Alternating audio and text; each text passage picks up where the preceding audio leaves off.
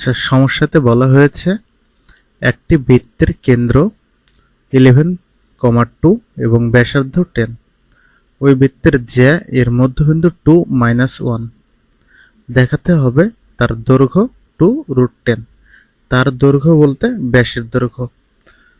আচ্ছা, আমরা একটা বৃত্তের চিত্রের মাধ্যমে দেখার চেষ্টা করি।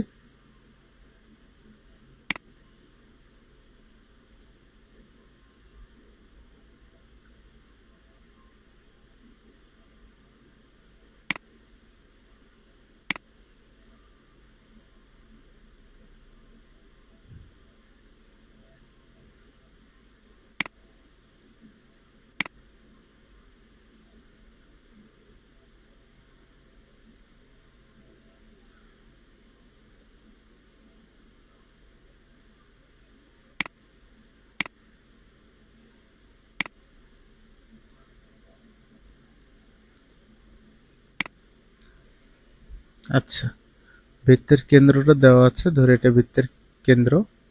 কেন্দ্রটা দেওয়া আছে হচ্ছে 11,2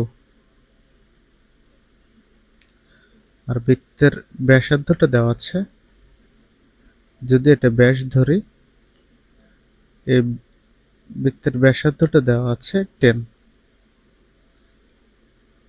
এবং জ্যা এর মধ্যবিন্দু, জ্যার মধ্যবিন্দু যদি এটা হয় তাহলে দেওয়া আছে, জ্যা এর মধ্যবিন্দুটা দেওয়া আছে 2-1। আচ্ছা, তাহলে এটা দিয়ে এ বিন্দু, বি বিন্দু, সি বিন্দু এবং ডি বিন্দু। আচ্ছা,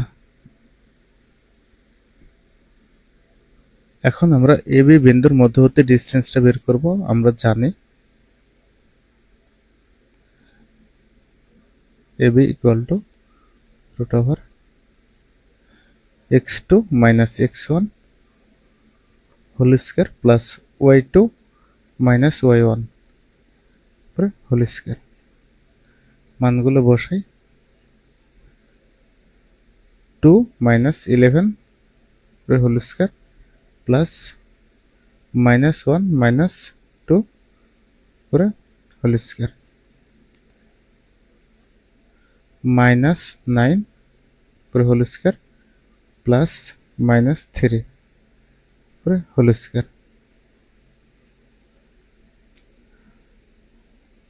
root over 91 plus 81 plus 9 equal to root over 90।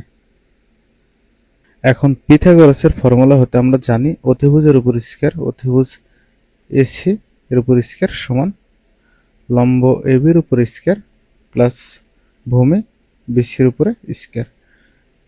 অতিভুজ দেওয়া আছে 10, 10 এর উপর স্কয়ার প্লাস এবি, এবির মান এই মাত্র আমরা বের করলাম, এবির মান হচ্ছে রুট ওভার 19 তার উপর স্কয়ার প্লাস বিসি এক্স ধরলাম,